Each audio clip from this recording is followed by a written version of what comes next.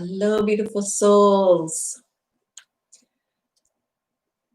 I want to share with you the hero's journey. This is the life and work of Joseph Campbell. And let me just first start with what the contents are, and then at the end is the epilogue with the story of the tiger and the goat. This was a library book I took out in March before COVID. So I just got a message that the book has to return. The contents, the call to the adventure, the road of trials, the vision quest, the meeting with the goddess, the boon, the magic flight, the return threshold, the master of two worlds, and the epilogue is the tiger and the goat. And what I find really interesting is he talks about that it was the stories from yoga. And when I wrote my book years ago on how to become a golf goddess, embrace sacred play and unlock the hero within. And the other tagline is connect your inner core with yoga, right? For golf and so much more.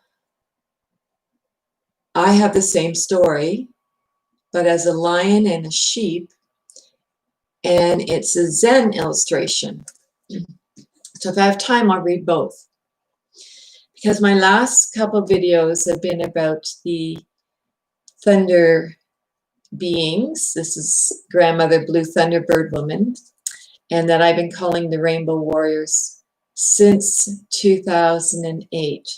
So this book actually is very esoteric and has quite a bit from not just yoga, as so much more is also the native teachings. Well, there's a lot, but anyways, the native teachings in there in this book was 2009, and that's where I learned from my native elder about the prophecy of the rainbow warriors. So the roar, and the roar is evolution, not revolution. So if I have time, I may talk about the return of the cosmic love breath, the cosmic connections, return threshold. Okay, so this, he's passed on, and you can look him up if you don't know who Joseph Campbell is. He brought myth. Okay, so Campbell says, the story I'd like to give you is that of a tigress who was pregnant and starving hungry. She came upon a little flock of goats, and in pouncing upon them with the energy that she expended, she brought on the birth of her little one and her own death. So she died giving birth to the little tiger. The goats, meanwhile, had scattered, and they finally came back to their little grazing place, and they found this just born little tiger and its dead mother. Well, they have very strong parental instincts, so they adopted this little tiger, who grew up thinking he was a goat. He learned to bleat. He learned to eat grass, but the grass was very bad for his digestive system. By the time he was an adolescent, he was a pretty miserable pretty miserable specimen of his species. At that time, a male tiger pounced on the little flock, and again they scattered. But this little fellow was a tiger. He wasn't a goat. So there he was, standing. The big fellow looked at him and said, "What? You living here with these goats? And the little tiger goes, "Ma," and begins nibbling grass in a kind of embarrassed way. The big fellow is mortified, like a father coming home and finding his son with long hair. So think about this written in the 60s. He puts in here, Campbell puts in there, right? Something like that. So he swats him back and forth a couple of times because a little fellow could only bleat and nibble grass. Then he takes him by the neck and he carries him to the pond. There's no wind. It's perfectly still.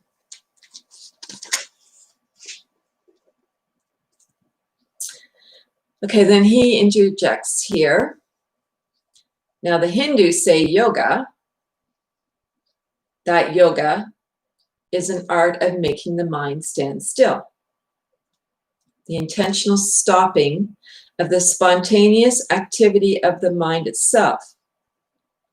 It's as though a pond was to be made to stand still. When the wind is blowing, the waters are rippling, and all these little broken reflections come and go, come and go, come and go. And that's the way in our lives. We identify ourselves with one of these comings and goings reflections, and we think, oh dear, here I come, and there I go. If you make a pond stand still, then the image stands still, and you see your eternal essence. And identifying with that, you're relatively indifferent to the world. So this little tiger is now being introduced to the principles of yoga. And the big fellow says, now look at that pond. And the little one puts his face over it. And for the first time in his little life, he sees his actual face. And the big tiger puts his face over there and he says, you see? You've got the face of a tiger. You're like me.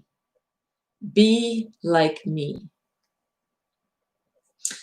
And now in brackets, Campbell says, now that's guru stuff. I'll give you my picture to wear and you'll know who you are. Come.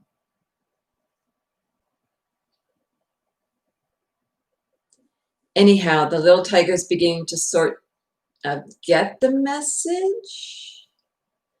The big fellow's next discipline is to pick him up and take him to his den where there's the remains of recently slaughtered gazelle.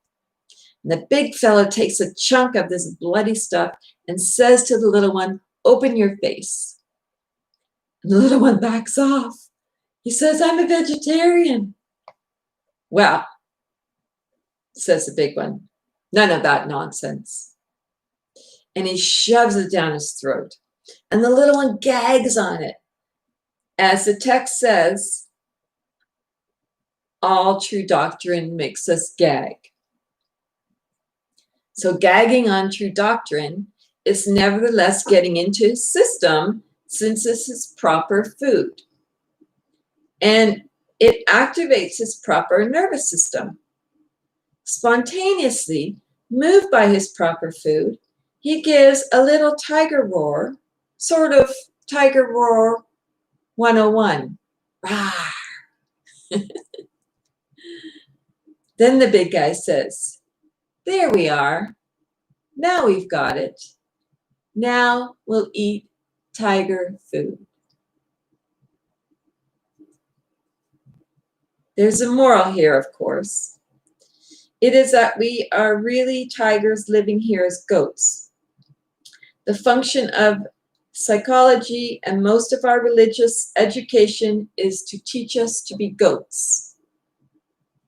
But the function of the proper interpretation of mythological symbols and meditation discipline is to introduce you to your tiger face. Then comes the problem. You found your tiger face, but you're still living here with all these goats. How are you going to do that? What you will have learned is through all forms of the world, the one radiance of eternity shows itself. You can regard the appearance of the miracle of life in all these forms, but don't let them know you're a tiger. When Jesus or Halaj, the Sufi's master, I don't know how to pronounce it, Hallaj. I guess I've never heard it said out loud. When they let the Orthodox community know that they were tigers, they were crucified. So the Sufis learned the lesson at the time with the death of Halaj around 900 AD. And it is, you wear the outer garment of the law, you behave like everyone else, and you wear the inner garment of the mystic way. Now that's the greatest secret of life, according to Campbell. So with that, I commit you to all be tigers in the world, but don't let anyone know it.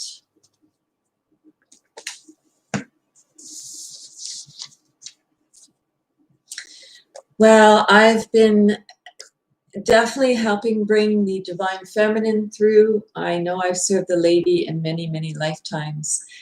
And, you know, bringing 9 goddesses into the golf world. How crazy was that? So I start with chapter 1 right off the bat with the Zen illustration of the lion and the sheep.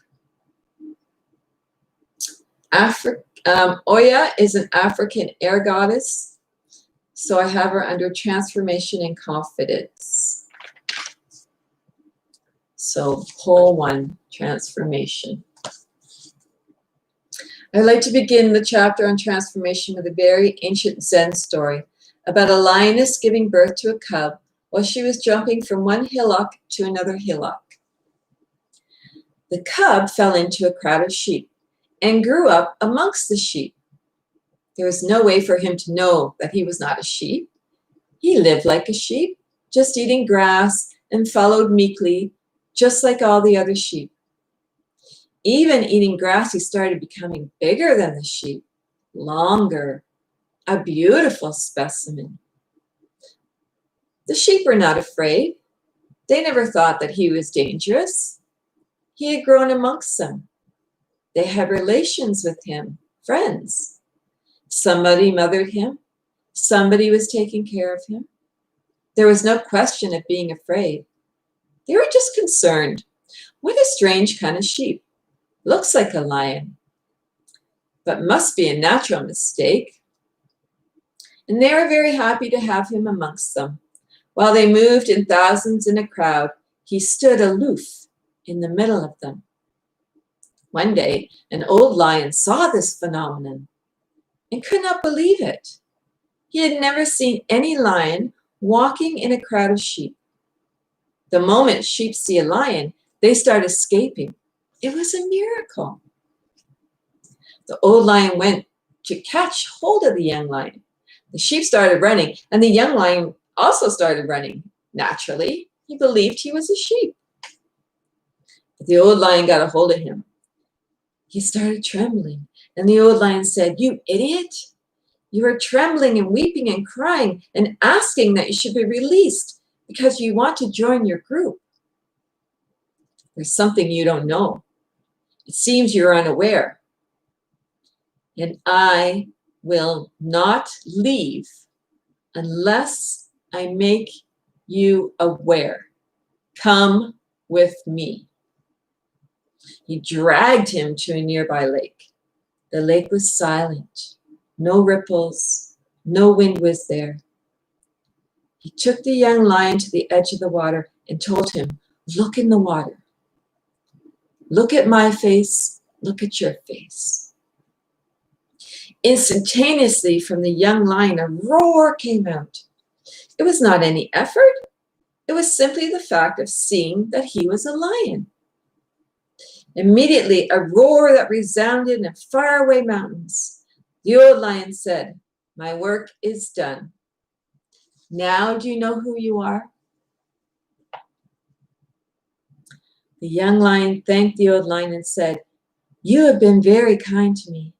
Otherwise, my whole life, I could have lived chewing grass with the sheep, continuously afraid of being alone. You have given me a new birth." The end. And I'm just going to read you what I write from my younger self. This is was published in 2009. We are never alone, although that is not the meaning in this story. The message is the recognition of your true being. I'm not sure when humans began to separate from nature or our true natural rhythms. Could it be as people move towards city life? It would seem that most of us have been conditioned to believe we are sheep and that we all learn from a straight line of progress. On the contrary, this way of life creates an internal battle and is the result of our greatest suffering. We will need to bring forth our roar, our hero, to help us move away from this conditioning and connect back to the natural world and the lessons learned from the circle of life. It may seem like work at first because the roots of separation go down very deep, but with awareness comes freedom. My message is to connect and learn from the power of Mother Earth, not to live in fear and try to conquer her. We can call upon Oya to help us and maybe even begin to recognize her in ourselves. I will challenge your beliefs and bring you new insights, just as the goddess reveals them to me. So this was a chapter on having confidence to play in the old boys club. And how it's actually Mary Queen of Scots who helped bring the game to popularity by bringing it to France. So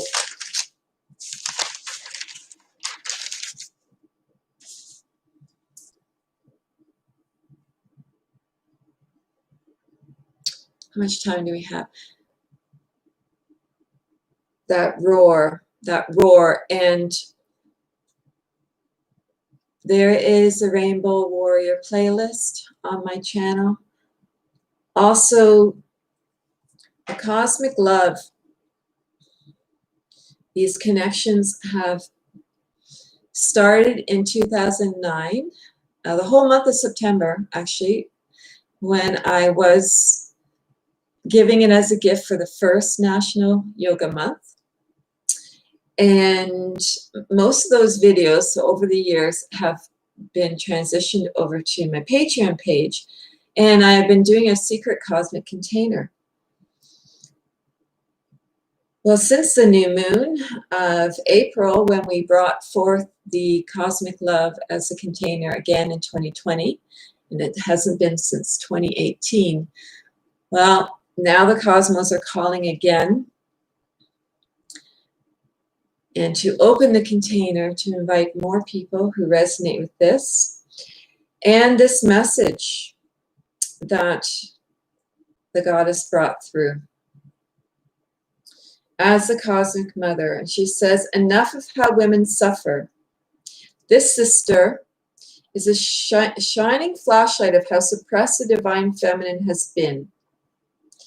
Do you have eyes to see the secret cosmic swan who just wants everyone to feel they belong? The only way through is to soar. Cosmic love is a song. You know your soul wants to roar. Resist no more. As you raise this grandmother who's done so much of the heavy lifting that the Fae, swans, and a community of heroes came along, let it begin with her. She's been shown there's plenty for all. So that's changing. So how we look at things change, and then that changes how we look at things. So calling tips through Patreon now. When I was a bartender for like 18 years and would get tips for serving spirits. Well, as serving spirits through yoga, through being a writer, photographer, video maker, yeah, I've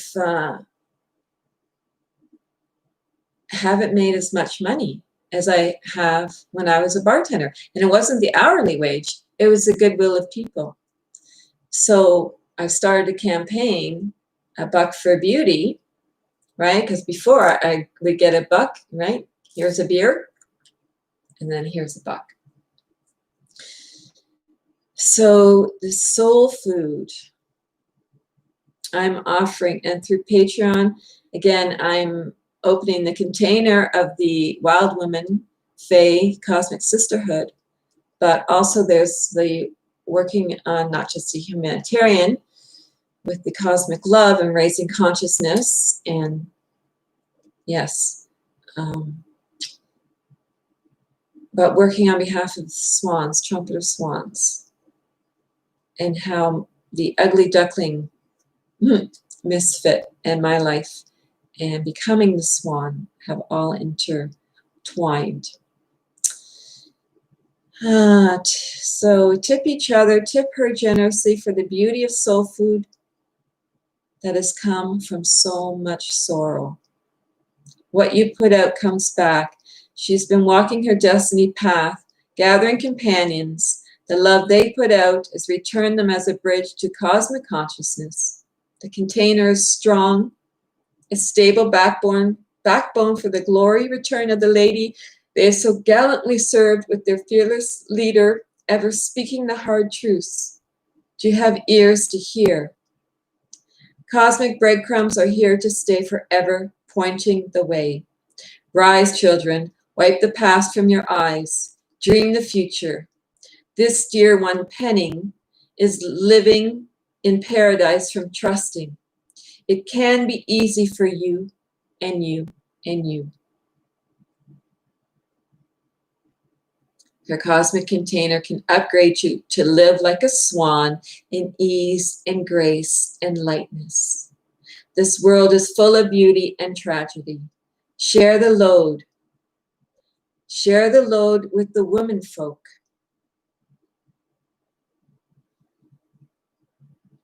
Return to the generous spirit, your true nature.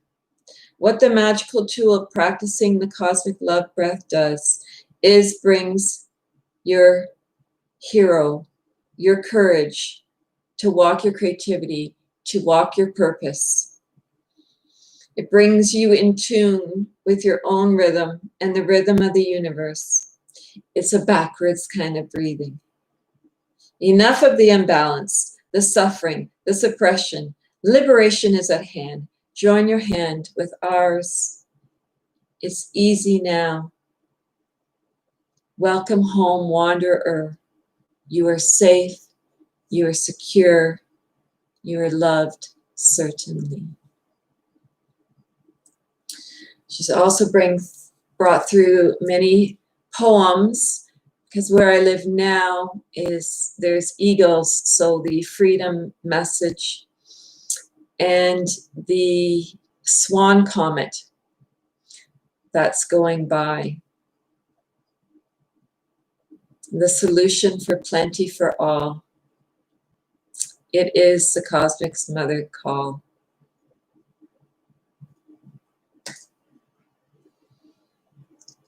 Oh. Yes, pages upon pages. So now it's all has to be written on the computer. Okay, so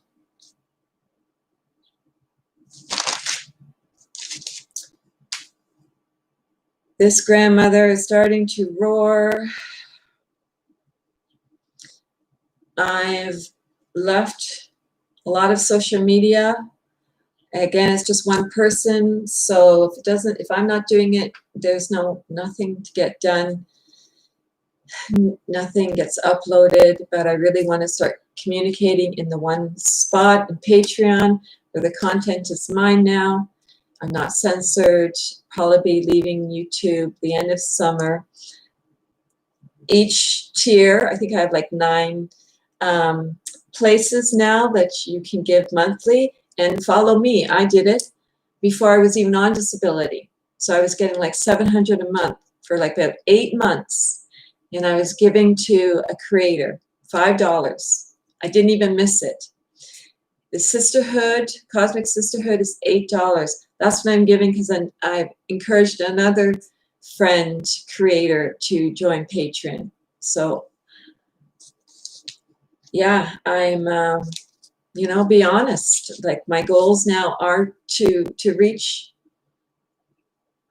my monthly payments of my hydro, my cell phone, my internet, all these extra expenses on a very limited budget.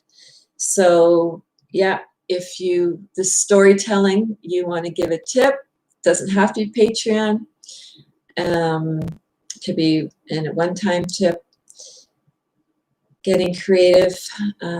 Anyways, big love. I'll see you. You can also follow me for free over there, Marguerite Brigham. So patreon.com/margaritbrigham. And I'm starting to do a few more blogs, right? I'm going to get this movement going. Plenty for all. So let it begin with me. Let me be the experiment. I know I can get off a disability. Help this grandmother be free.